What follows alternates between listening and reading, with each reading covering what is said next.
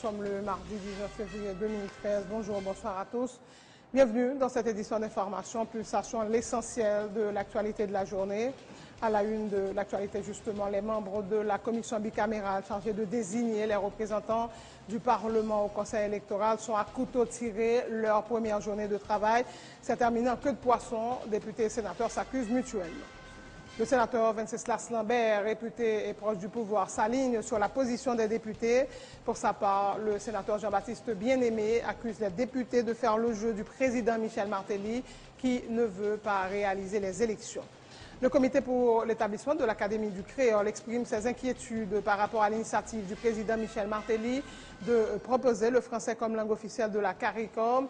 Pour le comité, le choix du créole est plus judicieux puisqu'il est parlé par 61% de la population de la communauté de la Caraïbe, alors qu'Haïti est le seul pays de l'organisation à avoir le français comme langue officielle.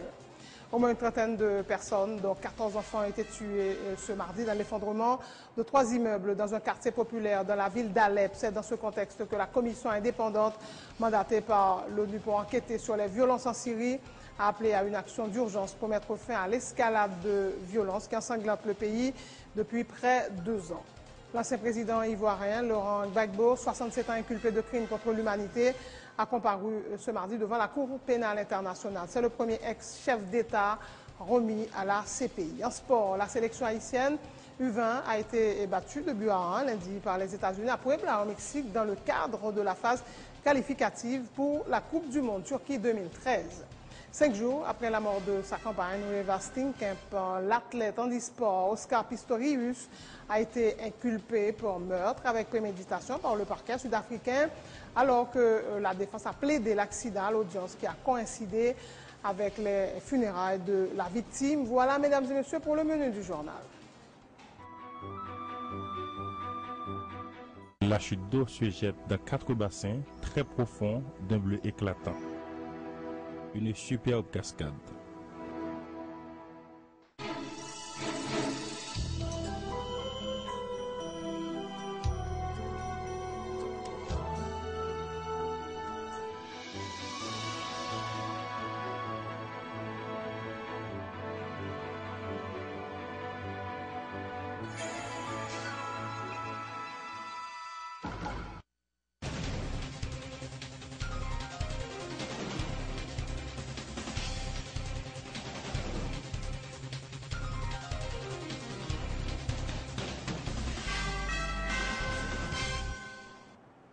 La première journée de travail de la commission bicamérale chargée de désigner les représentants du Parlement au Conseil électoral s'est terminée en queue de poisson.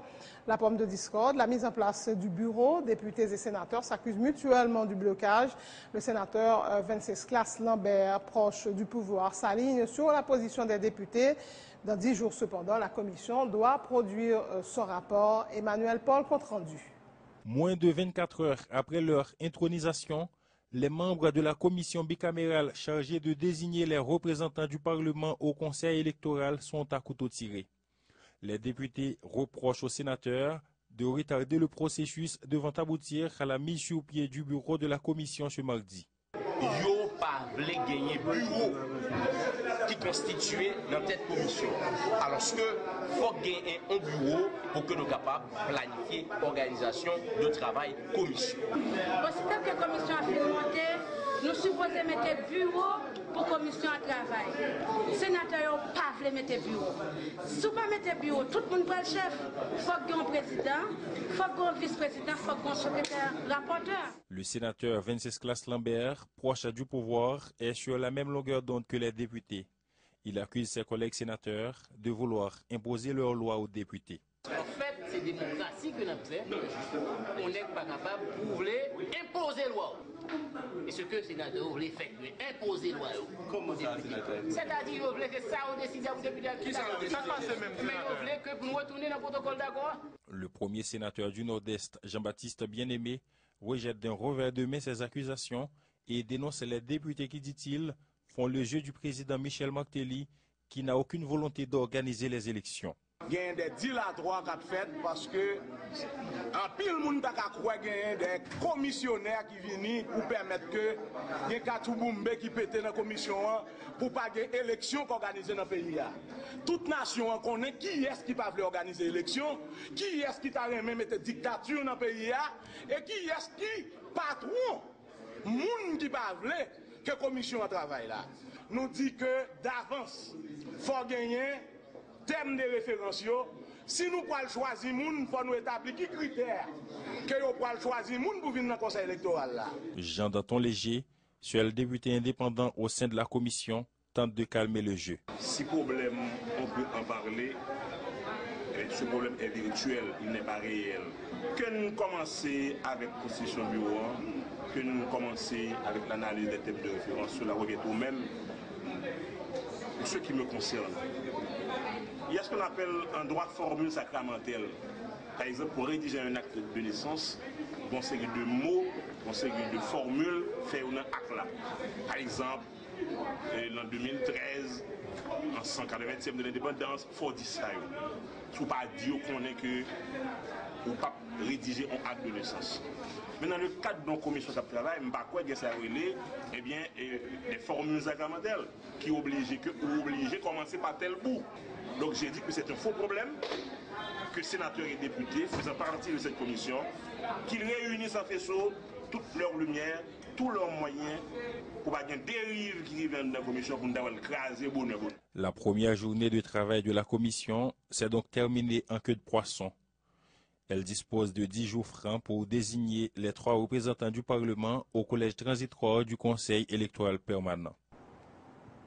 Engagés dans l'organisation du 24e sommet des chefs d'État et de gouvernement de la Caraïbe, les membres du gouvernement ont une fois de plus pas répondu à la convocation du Sénat pour faire le point autour de l'utilisation des fonds mis à sa disposition pendant la période d'urgence. Pour le sénateur Moïse Jean-Charles, le gouvernement n'a aucune volonté de rendre des comptes quant à la façon dont les 5 milliards de gourdes ont été dépensés. Le parlementaire rappelle que la date du 19 février a été choisie par le chef du gouvernement alors qu'il savait pertinemment qu'Haïti allait accueillir le sommet de la CARICOM. Dans la période de l'année, il y a une grosse inondation dans le pays. Le gouvernement a décrété un état d'urgence. Il a débloqué 5 milliards de gouttes. 5 milliards de gouttes évalués à peu près 130 millions de dollars américains. Nous-mêmes, qui sommes sénateurs qui sont dans différents départements dans le pays, nous ne pouvons pas côté l'argent dépassé. Nous avons convoqué déjà pour nos rapports. Le premier santé dit qu'il n'y a pas de rapport là. Il était rendez-vous dans le début de l'année. Et finalement, début de l'année, il n'y a pas jamais fait nous pas descendre encore. Nous avons convoqué. Il n'est pas venu. C'est eux même qui te dit nous, jeudi mardi 19 février là. Il a venu pour capable de faire un rapport à la question 5 milliards de gouttes là. Ça qui est étonnant. Comme Premier ministre, on connaît clairement le tabac gain présence CARICOM ici. L'idée de nous date ça, c'est pour te justifier parce qu'elle n'est pas présent ensemble avec nous, pour prendre ça comme prétexte. Et c'est ça que fait aujourd'hui, il écrit nous hier pour dire bon, il y a CARICOM ici, il est occupé, il ne va pas venir. Même besoin de parler avec la nation, pour dire nation, nous avons parlé d'un miracle politique qui a été fait à partir de convocation ça. Il semblerait que le Premier ministre au courant de ça. Là, fait marronnage. Mais nous-mêmes, en tant que responsables, il faut parler avec la nation pour dire nation. Ça fait plusieurs fois, nous convoquons le Premier ministre, il n'est pas venu. Nous pouvons encore, l'autre fois encore, reconvoquer le Premier ministre. Nous pouvons parler ensemble avec le bureau Sénat pour nous fixer l'autre date. Probablement, nous pouvons demander d'entrer en consultation avec eux tout pour cette fois-ci, pour ne pas dire qu'il est occupé. Nous avons besoin de dire nation. Le fait que le Premier ministre va venir, pour ne pas croire que c'est parce qu'il y a un commande dans le pays. Ils n'ont pas venu, c'est marronnage à fait, parce qu'ils ont déjà connu CARICOM présent, et c'est eux-mêmes qui ont nous date aujourd'hui. Par conséquent, l'ensemble sénateur qui était déjà planifié sur question de convocation, là, nous déterminés pour nous refaire convocation, et nous toujours le même mot d'ordre. D'ailleurs, il y a parlé avec un pile collègue, il est clair sur ça. Il faut que nous fassions l'autre convocation et qui pourrait aboutir à un bagage quand même. Le comité pour l'établissement de l'Académie du créole exprime ses inquiétudes par rapport à l'initiative du président Michel Martelly de proposer le français comme langue officielle de la CARICOM. Pour le comité, le choix du créole est plus judicieux puisqu'il est parlé par 61% de la population de la communauté de la Caraïbe, alors qu'Haïti est le seul pays de l'organisation à avoir le français comme langue officielle. Emmanuel Paul. Pour le comité d'établissement de l'Académie créole haïtien, la demande des autorités haïtiennes auprès de la communauté caribéenne de faire de la langue française la deuxième langue de travail au sein de la CARICOM est une pure aberration. Le gouvernement serait bien inspiré d'opter pour le créole, une langue parlée par 61% de la population des pays membres de la CARICOM. Son bagage qui est grave, le non arrivé, on va parler avec un monde, et puis, langue ou parler à, obligé de parler en l'autre langue, vous parlez en l'autre langue pour interpréter pour vous. C'est ça qui est arrivé avant longtemps, si côté nous avons français dans CARICOM. Créole là, rentré dans CARICOM par la grande porte, parce que gagné secrétaire général CARICOM, Premier ministre Sainte-Lucie, l'ELT voulait montrer nous-mêmes haïtiens qui gens yo respecter nous, qui gens nous représentons gros bail pour yo. Mais sans créole, il était choisi pour le dire. Autre argument avancé par le comité, l'admission du créole comme langue officielle au sein de la CARICOM pourrait favoriser la création d'emplois en Haïti et dans la région, avance le responsable de la Société d'animation et de la communication sociale SACS et le pasteur Maurice Jean-Baptiste. Si Haïti rive fait créole là, une deuxième langue de travail dans la CARICOM, Haïtien petit haïtien ou bien descendant haïtien qui vivent dans Nassau Bahamas, qui vivent île Tuken Caicos, qui vivent Jamaïque, sont possibilités tout pour créer job pour eux. Permettre créole entrer dans CARICOM, c'est une façon pour créer emploi. Parce que on a une série de gens qui veulent apprendre créole. Koulia, on a fait l'école qui a formé les gens pour traduire en créole. L'ex-conseiller électoral Maurice Jean-Baptiste et l'ancienne ministre à la condition féminine Adeline Chancy voient dans la demande du chef de l'État un complexe par rapport à la langue française. Un comportement qui pourrait causer beaucoup de tort à la nation. Nous complexer devant la langue française et puis nous voulons faire dans la paraître. Nous posons une question. Si ce n'est pas complexe ça qui paraît parce que ce n'est pas possible. Tout pays parle anglais, parle créole, et puis ou même ou venez ou dit français dans CARICOM. Il y a toujours ouais créole là, dans l'éducation, secteur éducation, quand on a un problème. Alors que son las d'atelier, si on a une langue, tout on peut parler, eh bien son chance ou nous pas jamais servir avec chance ça, gens pour nous servir avec lui. Le fait de faire un plaidoyer en faveur de la langue française ne suppose pas pour autant que le comité de l'Académie créole a une dent contre la langue française. Il s'agit tout simplement d'une démarche visant à faciliter la compréhension et l'intégration de tous les membres de la population dans les grandes décisions au niveau de la communauté caribéenne, déclare le pasteur Maurice Jean-Baptiste. Les noms du créole dans CARICOM, puis il y a pièce pour nous penser, nous l'aider à la langue française. Donc il faut le clair pour tout le monde. Nous ne parlons avec aucune langue. Seulement, nous demandons pour la langue population de place dans CARICOM. Les 13 et 14 janvier 2011, lors d'une réunion de travail à la Jamaïque, plusieurs pays membres de la CARICOM, tels la Dominique et Sainte-Lucie, avaient demandé que le créole soit intégré comme langue de travail à la CARICOM. Depuis, la demande a été relancée par le comité d'établissement de l'Académie auprès des autorités haïtiennes.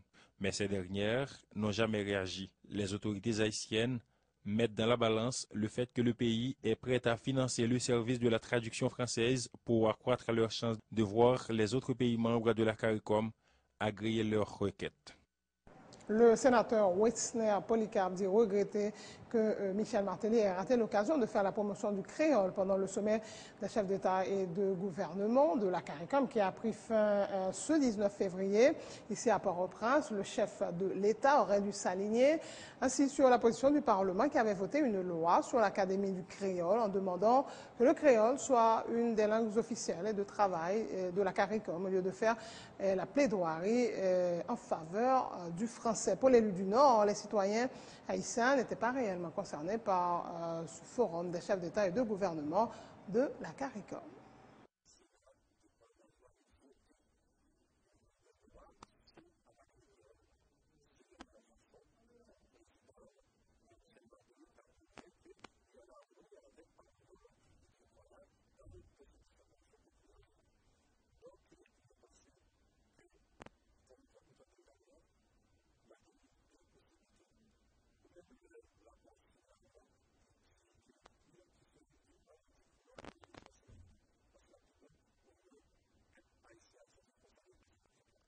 Le nonce apostolique Bernardito Aoussa salue le courage du pape Benoît XVI qui a remis sa démission récemment. Le processus pour la désignation de nouveau pape sera enclenché très rapidement. Les différents cardinaux du Vatican vont multiplier les rencontres en vue de déterminer les cardinaux éligibles. Ils vont surtout réfléchir sur les grands défis de l'Église avant de choisir l'un d'entre eux, explique le doyen du corps diplomatique, Monseigneur Bernardito Aoussa, au micro de Jonas Doriska et Claudia Adam. Et donc il n'y aura pas de registration des votes. Et donc de principe, si les règles sont observées, nous ne saurons jamais qui sont les candidats principaux. Nous saurons seulement, nous connaissons seulement le pape après qu'il est élu, qu'il se soit élu seulement avec 2/3 des votes. Cela veut dire, nous n'avons aucune idée jusqu'à maintenant combien de temps il faut pour élire le pape. Parce que ça peut aller, en principe, ça peut aller ad infinitum, comme on dit. Ça peut aller jusqu'à, je ne sais pas combien de tours, jusqu'à que les cardinaux se mettent d'accord sur un candidat avec 2/3 de vote. Oui, c'est ça que Tahiti n'a pas encore de cardinal. Est-ce que bon, nous serons demandés le prochain pape. Ah oui. C'est ça. Vous voyez, il n'y a vraiment pas aucune indication qui sera le prochain pape. Bien sûr, il y a beaucoup de spéculations que le prochain pape pourrait venir de l'Amérique latine, pourrait venir aussi de l'Afrique et pourrait rester aussi en Europe. Ah. Parce que quand même, bien sûr, selon le temps, les cardinaux, ils sont leur priorité, qui sont le profil d'un pape qui pourrait mener l'Église, les activités de l'Église de manière la meilleure selon le temps. Et cela, nous ne savons pas encore ce que le cardinal pense vraiment. Et il y aura beaucoup de rencontres, il y a beaucoup de réunions, beaucoup de discours pour discuter les défis, les grands défis de l'Église dans le monde entier. Et après ça, peut-être les cardinaux auront peut-être une idée plus ou moins claire qui parmi les cardinaux ils veulent choisir comme le prochain pape. C'est la fin de ce journal. Le rappel des titres avant de prendre congé de vous, mesdames et messieurs. Les membres de la commission bicamérale chargée de désigner les représentants du Parlement au Conseil électoral sont à couteau tiré. Leur première journée de travail s'est terminée en queue de poisson. Députés et sénateurs s'accusent mutuellement. Le sénateur Wenceslas Lambert, réputé proche du pouvoir, s'aligne sur la position des députés. Pour sa part, le sénateur Jean-Baptiste Bien-Aimé accuse les députés de faire le jeu du président Michel Martelly qui ne veut pas réaliser les élections. Le comité pour l'établissement de l'Académie du créole exprime ses inquiétudes par rapport à l'initiative du président Martelly de proposer le français comme langue officielle de la CARICOM. Pour le comité, le choix du créole est plus judicieux puisqu'il est parlé par 61% de la population de la communauté de la Caraïbe, alors qu'Haïti est le seul pays de l'organisation à avoir le français comme langue officielle. Dans l'international, au moins une trentaine de personnes de 14 enfants ont été tuées ce mardi dans l'effondrement de 3 immeubles dans un quartier populaire de la ville d'Alep. C'est dans ce contexte que la commission indépendante mandatée par l'ONU pour enquêter sur les violences en Syrie a appelé à une action d'urgence pour mettre fin à l'escalade de violence qui ensanglante le pays depuis près de 2 ans. L'ancien président ivoirien, Laurent Gbagbo, 67 ans, inculpé de crimes contre l'humanité, a comparu ce mardi devant la Cour pénale internationale. C'est le premier ex-chef d'État remis à la CPI. En sport, la sélection haïtienne U20 a été battue 2-1 lundi par les États-Unis à Puebla, au Mexique, dans le cadre de la phase qualificative pour la Coupe du Monde Turquie 2013.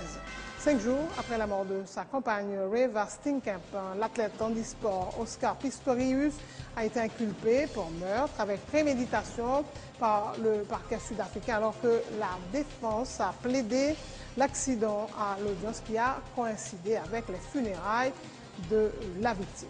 Merci de votre attention. Bonne suite de programme sur Télé Pluriel.